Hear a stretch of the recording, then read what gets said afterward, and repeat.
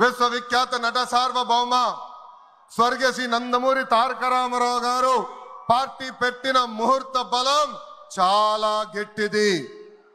Telugu Desam party అంటేనే తెలుగు జాతి ఆత్మ గౌరవం. తెలుగుదేశం పార్టీ అంటేనే అన్నదాతకు అండ.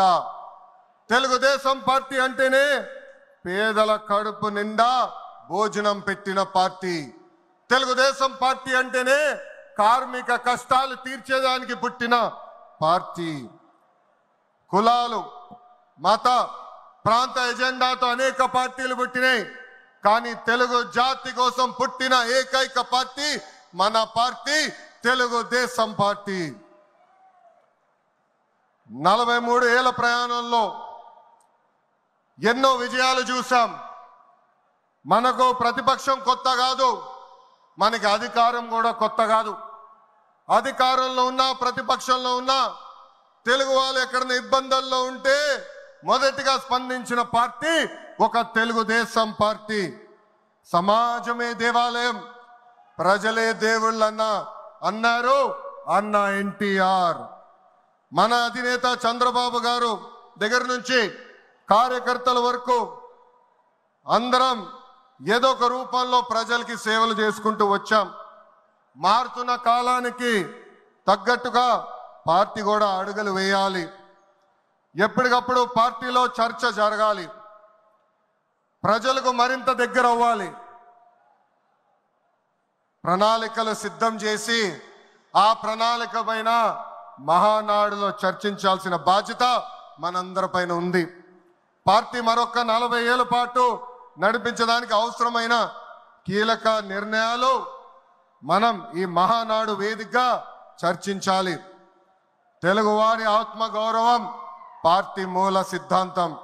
దీంతో పాటు మారుతున్న ప్రజల అవసరాలు తగ్గట్టుగా పార్టీలో కీలకమైన విధానం తీసుకుని రావాల్సిన అవసరం చాలా చాలా ఉంది. కాలం మారుతున్నాయి, ప్రజల అవసరాలు మారుతున్నాయి. వాళ్ళ ఆలోచనల విధంగా మనం నడవాల్సిన అవసరం ఉంది.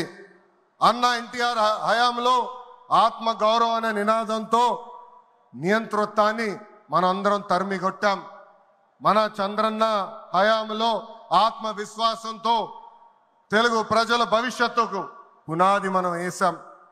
ఇప్పుడు అదే స్ఫూర్తితో ప్రజలకు, పార్టీకి, కార్యకర్తలకు మంచి భవిష్యత్తు అందించాలన్న లక్ష్యంతో సరికొత్త నినాదాన్ని రూపొందిస్తున్నాము. దీనికోసం 6 శాసనాలు నేను ఈరోజు మీ ముందు ప్రతిపాదిస్తున్నా. నా తెలుగు కుటుంబంలో భాగంగా ఈ 6 శాసనాలు ఉంటాయి. మొదటిది తెలుగు జాతి విశ్వఖ్యాతి, 2 యువగలం, 3 స్త్రీ శక్తి, 4 పేదల సేవల్లో సోషల్ రీఇంజనీరింగ్, 5 అన్నదాతకు అండగా, 6 కార్యకర్తలే అధినేత. ఇవి మన 6 శాసనాలు. మొదటిది తెలుగు జాతి విశ్వఖ్యాతి. నేడు దేశంలోనే తెలుగుదేశం వల్ల తెలుగు వాళ్ళకు ప్రత్యేక గౌరవం, గుర్తింపు వచ్చింది. ఆనాడు అన్నగారిని బర్తరఫ్ చేస్తే ఢిల్లీలో మెడలు వంచి తిరిగి ముఖ్యమంత్రి అయ్యారు అన్నగారు. అదే తెలుగు జాతి పౌరుషం. తెలుగు వారిని ప్రపంచంలో పెట్టింది మన చంద్రన్న. కులం, మతం, ప్రాంతం అతీతంగా అన్ని రంగాల్లో ప్రపంచంలోనే నంబర్ 1 స్థానంలో తెలుగు జాతి ఉండాలి. అన్ని రంగాల్లో మన తెలుగువారు ముందు ఉండాలి. ఇది ఎజెండాగా పెట్టుకుని మనందరం పని చేయాల్సిన అవసరం ఉంది. రెండోది యువగలం. తెలుగుదేశం పార్టీలో యువతకు పెద్ద పీట వేస్తున్నాం. వేదికమైన మీరు చూస్తే అర్థమవుతుంది. మొన్న జరిగిన ఎన్నికల్లో 164 శాసనసభ్యుల్లో 88 మంది మొదటిసారి గెలిచిన శాసనసభ్యులు ఉన్నారు. కేబినెట్ లో కూడా తీసుకుంటే 25 మంత్రులకి ఏకంగా 17 మంది మొదటిసారి మంత్రులుగా కూడా నియమించారు గౌరవ జాతీయ అధ్యక్షులు చంద్రబాబు నాయుడు గారు. సీనియర్ని, జూనియర్ని గౌరవిస్తాం, పనిచేసే వాళ్ళని ప్రోత్సహిస్తాం.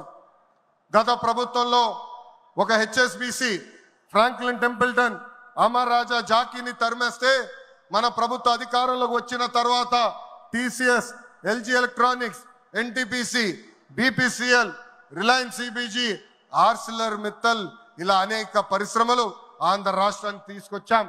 మెగా డిఎస్సి ప్రకటించాం. ఈ మెగా డిఎస్సి ద్వారా 16,347 ఉపాధ్యాయుల పోస్టులు వచ్చే నెల జూన్ మాసంలో కూడా మనం భర్తీ చేయబోతున్నాం. ఇంకా యువతకు 20 లక్షల ఉద్యోగాలు కల్పించే లక్ష్యంలో మన ప్రభుత్వం అడుగులేస్తుంది. మన రాష్ట్రంలో బలమైన యువశక్తి ఉంది. వారికి సరైన అవకాశాలు అందిస్తే దూసుకుని పోతారు. అన్ని రంగాల్లో వారికి ఉపాధి ఉద్యోగ అవకాశాలు కల్పించడమే మన లక్ష్యంగా పెట్టుకుంటున్నాం. మూడోది స్త్రీ శక్తి. అన్న ఎన్టీఆర్ మహిళలకు ఆస్తుల్లో సమాన హక్కు కల్పించారు. మహిళలకి ఆర్థిక స్వాతంత్రం ఇచ్చింది మన చంద్రన్న. గత ప్రభుత్వంలో శాసనసభ సాక్షిగా తల్లిల్ని అవమానించారు. సొంత తల్లిని చెల్లిని మెడబెట్టుకుని బయటికి గెంటేశారు. అర్థమైందా రాజా? అర్థమైందా రాజా? ఉద్యోగ ఉపాధి అవకాశాల్లో మహిళలకు రిజర్వేషన్, మహిళలకు విశ్వవిద్యాలయాలు, దీపం పథకం ఇచ్చింది తెలుగుదేశం.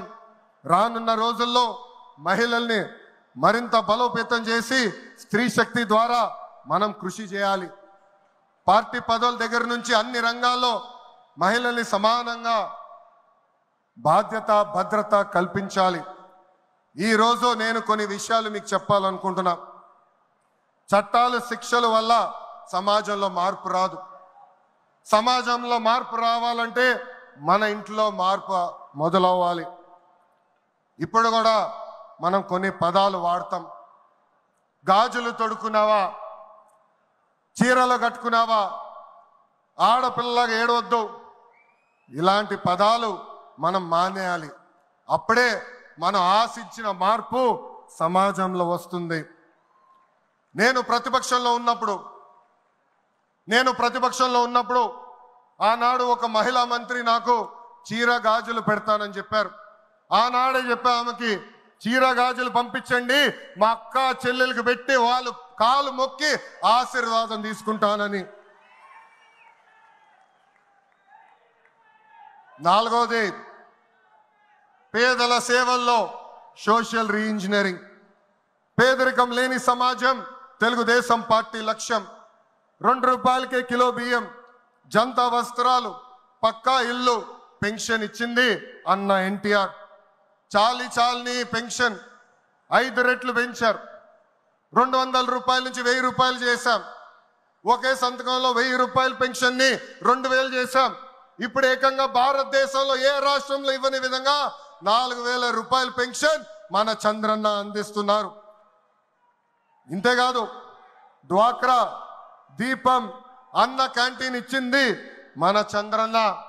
భారతదేశంలో ఏ నాయకుడు సాహసం చేయలా, కానీ మన నాయకుడు చంద్రన్న సాహసం చేసి ఎన్ని ఆర్థిక ఇబ్బందులున్నా ఇచ్చిన బాబు సూపర్ 6 హామీ నిలబెట్టుకునేందుకు ముందలికి అడుగులేస్తున్నారు. మన ప్రభుత్వ అధికారులకు వచ్చిన వెంటనే పెన్షన్ పెంచాం. మూసేసిన అన్న క్యాంటీన్లు తిరిగి ప్రారంభించాం. మెగా డిఎస్సి ఏర్పాటు చేశాం. వచ్చే నెలలో తల్లికి వందనం ఇస్తున్నాం. ఆగస్టు మాసంలో ఉచిత బస్ ప్రయాణం కూడా మన ప్రభుత్వం అందజేయబోతుంది. ఇప్పుడు ఏకంగా P4 కాన్సెప్ట్ తో పేదరికం నుంచి కుటుంబాలు బయటికి తీసుకొచ్చేందుకు చేయూత అందిస్తున్నారు మన చంద్రన్న. తెలుగుదేశం పార్టీ ఆవిర్భావం తర్వాత బడుగు బలహీన వర్గాలకి ఆర్థిక రాజకీయ స్వాతంత్రం వచ్చింది. పార్టీకి పునాదిగా ఉన్న మన బీసీలకి ఏకంగా స్థానిక సంస్థల ఎన్నికల్లో 33% రిజర్వేషన్ అందించింది తెలుగుదేశం పార్టీ. అందరికీ ఆమోదంతో ఏకంగా వర్గీకరణ చేసింది కూడా తెలుగుదేశం పార్టీ.